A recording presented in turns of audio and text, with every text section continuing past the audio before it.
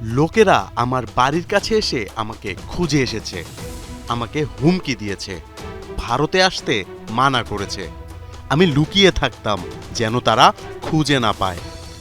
বারুণ চক্রবর্তী এভাবেই নিজের প্রাণনাশের শঙ্কার কথা জানিয়েছেন। তাকে দুর্বৃত্তরা একের পর এক হুমকি দিয়েছিল, এমনকি তার পিছুও নিয়েছিল। নিজেকে বাঁচাতে লুকিয়ে ছিলেন এই মিস্ট্রি স্পিনার। ভারতের চ্যাম্পিয়ন্স ট্রফি জয়ের নায়কদের একজন বারুণ চক্রবর্তী। দুর্দান্ত বোলিংয়ে দলের শিরোপা জয়ে বড় অবদান রাখা এই স্পিনার ভাসছেন প্রশংসার জোয়ারে। তবে আছে মুদ্রার উল্টো পিঠও। 2020 ও 21 সালের আইপিএলে কলকাতা নাইট রাইডার্সের হয়ে নজরকাড়া পারফরমেন্স ও বৈচিত্র্যময় বোলিং দিয়ে ভারতীয় দলে জায়গা করে নেন বারুণ। সুযোগ পেয়ে যান 2021 টি-20 বিশ্বকাপের দলেও। বিরাট কোহলির নেতৃত্বে ওই আসরে ভালো করতে পারেনি ভারত। 5 ম্যাচের দুটিতেই হেরে তারা বিদায় নেয় সুপার 12 থেকে। 3 ম্যাচ খেলার সুযোগ পেয়ে ইকোনমিক্যাল বোলিং করলেও কোনো উইকেট পাননি বারুণ চক্রবর্তী। এরপরে শুরু হয় তার উপর হুমকি ধামকি, এমনকি পিছু নেওয়ার মতো ঘটনাও। ভারতের বিমানবন্দরে বারুণ নামার পর বাইকে কিছু লোক তার পিছুও নাকি নিয়েছিল।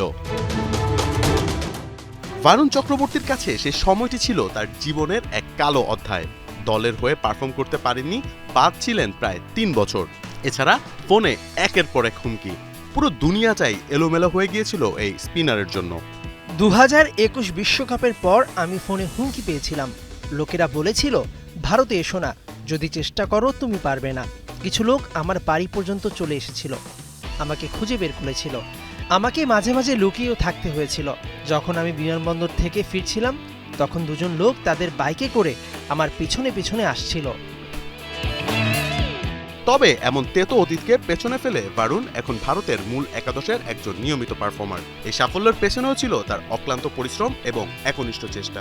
এই মিস্ট্রি স্পিনার এবার আইপিএলে খেলবেন কলকাতার হয়ে।